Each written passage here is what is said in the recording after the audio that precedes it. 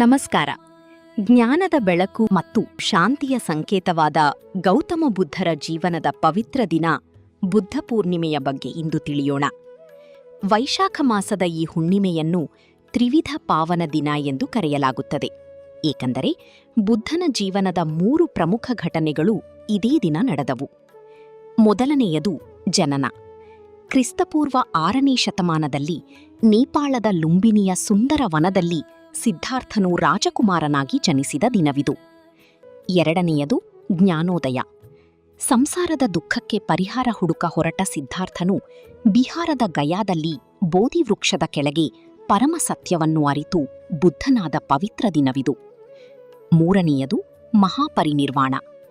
ತನ್ನ 80ನೇ ವಯಸ್ಸಿನಲ್ಲಿ ಬುದ್ಧನು ಕುಶಿನಗರದಲ್ಲಿ ಈ ಲೋಕದ ಪಯಣ ಮುಗಿಸಿ ಮೋಕ್ಷವನ್ನು ಹೊಂದಿದ್ದು ಕೂಡ ಇದೇ ಪೂರ್ಣಿಮೆಯಂದು. ಬುದ್ಧನು ಜಗತ್ತಿಗೆ ಅಹಿಂಸೆ, ಕರುಣೆ ಮತ್ತು ಶಾಂತಿಯ ಸಂದೇಶ ಸಾರಿದನು. ಅವರ ಅಷ್ಟಾಂಗ ಮಾರ್ಗಗಳು ಇಂದಿಗೂ ಮನುಕುಲಕ್ಕೆ ದಾರಿದೀಪವಾಗಿವೆ. ಈ ದಿನದಂದು ಭಕ್ತರು ಬುದ್ಧ ವಿಹಾರಗಳಿಗೆ ಭೇಟಿ ನೀಡುತ್ತಾರೆ, ದೀಪಗಳನ್ನು ಬೆಳಗುತ್ತಾರೆ ಮತ್ತು ಬಡವರಿಗೆ ದಾನ ಮಾಡುವ ಮೂಲಕ ಬುದ್ಧನ ತತ್ವಗಳನ್ನು ಪಾಲಿಸುತ್ತಾರೆ. ಬುದ್ಧನ ಬೋಧನೆಗಳು ನಮ್ಮಲ್ಲಿನ ಅಜ್ಞಾನವನ್ನು ಹೋಗಲಾಡಿಸಿ ಮನಸ್ಸಿಗೆ ನೆಮ್ಮದಿ ನೀಡಲಿ. ಎಲ್ಲರಿಗೂ ಬುದ್ಧ ಪೂರ್ಣಿಮೆಯ ಶುಭಾಶಯಗಳು.